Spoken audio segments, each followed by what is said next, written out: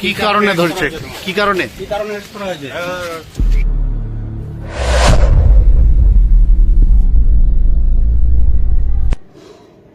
নাবালিকা ধর্ষণের অভিযোগে গ্রেফতার জনপ্রিয় ইউটিউবার সফিক। জনপ্রিয় ইউটিউবার এবং পল্লীগ্রাম টিভির মুখ্য চরিত্র সফিককে নাবালিকাকে ধর্ষণের অভিযোগে গ্রেফতার করেছে রেজিনগর থানার পুলিশ। অভিযোগ, সফিক এক নাবালিকা মেয়েকে বিয়ের প্রলোভন দেখিয়ে দীর্ঘদিন শারীরিক সম্পর্ক স্থাপন করে এবং পরে পরিবারের সঙ্গে যোগাযোগ সম্পূর্ণ বন্ধ করে দেয়। পরিবারের অভিযোগ, মেয়েটি সফিককে বারবার যোগাযোগের চেষ্টা করলেও সে সাড়া দেয়নি। পরিস্থিতি অসহনীয় হয়ে উঠলে শেষমেশ পরিবারের পক্ষ থেকে আইনের দ্বারস্থ হওয়া হয় এবং সফিকের বিরুদ্ধে মামলা দায়ের করা হয়। অভিযোগের ভিত্তিতেই মঙ্গলবার রাতে তাহেরপুরের একটি হোটেল থেকে পুলিশ তাকে গ্রেফতার করে। এ বিষয়ে কি বলছেন নাবালিকার বাবা, সরাসরি দেখুন।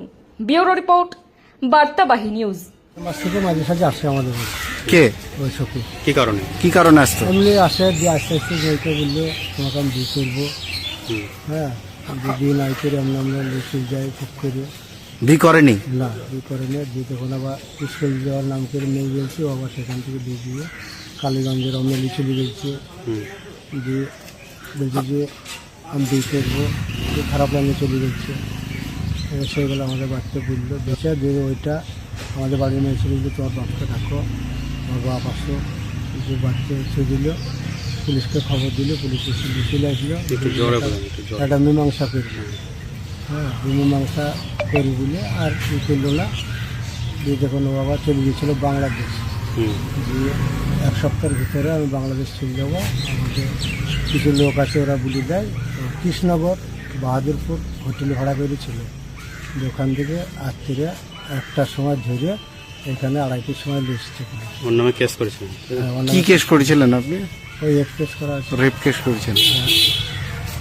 কি মানে ওরকম কাজ করেছে। মেয়ে হোমে আছে, মেয়ে ট্রিটমেন্ট সব হয়ে গেছে। মেয়ে হোমে চলে গেছে 4 দিন আগে। এবং কি চাইছেন আপনি?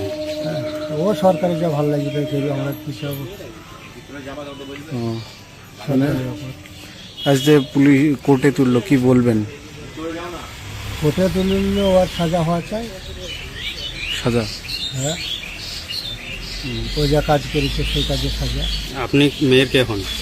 না, বাবা। মেয়ের বাবা। মেয়ে কি করতো?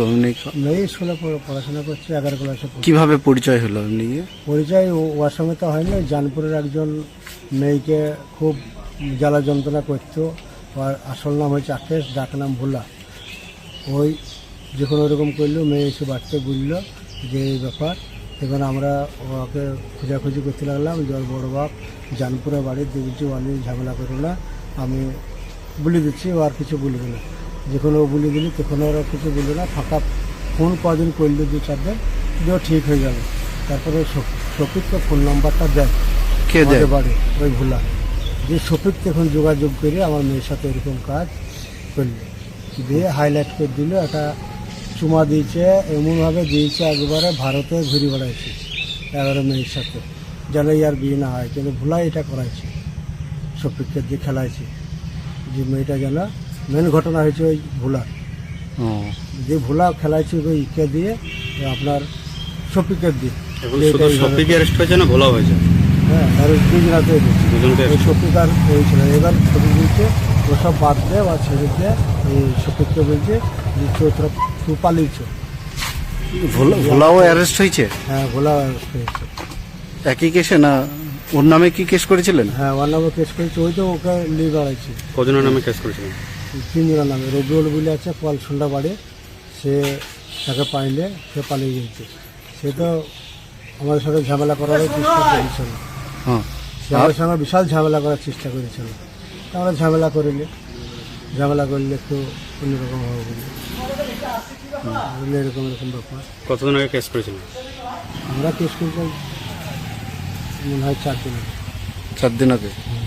যে এত তাড়াতাড়ি মানে ওকে অ্যারেস্ট করলো পুলিশকে কি বলবেন? না, পুলিশ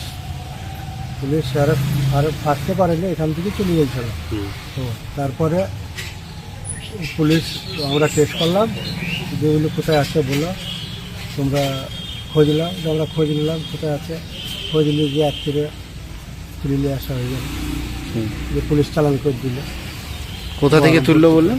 ওকে বাহাদুরপুর জঙ্গলে হোটেল আছে সব, বাহাদুরপুরে বাহাদুরপুর হোটেলে ছিল, হোটেলে।